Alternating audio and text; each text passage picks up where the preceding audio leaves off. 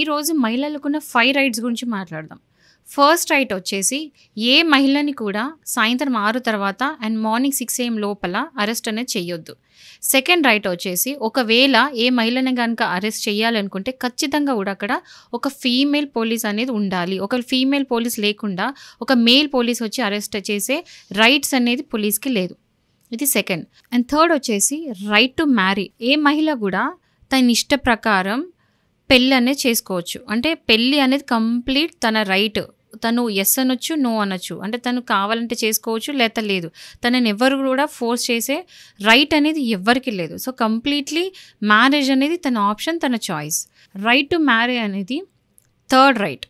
Fourth right వచ్చేసి right to make bookings. అంటే ఒకవేళ తను ఏదైనా హోటల్ బుక్ చేసుకోవాలనుకుంటే బుక్ చేసుకోవచ్చు. ఎవరు కూడా దాన్ని డినై చేయలేరు. ఒకవేళ మీరు మహిళ కదా, మీకు మేము హోటల్ బుకింగ్ ఇవ్వము అంటే మీరు క్వశ్చన్ చేయొచ్చు. ఎందుకంటే అది మీకున్న కంప్లీట్ హక్కు అది. అండ్ ఫిఫ్త్ వచ్చి మెయిన్, ఒకవేళ ఏ ఉమెన్ అయినా ప్రెగ్నెంట్ అవుతే తనకి 6 months మెటర్నిటీ లీవ్ అనేది తను తీసుకోవచ్చు.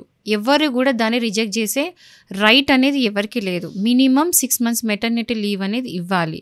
ఆ 6 months లీవ్ తీసుకున్నప్పుడు తనకి ఆ పేమెంట్ రెగ్యులర్గా ఎంత ఇస్తుండేనో ఆ మెటర్నిటీ లీవ్లో కూడా అంతే పేమెంట్ ఆ మహిళకు అనేది ఇవ్వాలి. సో ఇది మెటర్నిటీ బెనిఫిట్ యాక్ట్ కింద వస్తుంది. సో మీ రైట్స్ అనేది మీరు తెలుసుకుంటారని చెప్పేసి అండ్ అవి యూజ్ కూడా చేసుకుంటారని అనుకుంటున్నాను.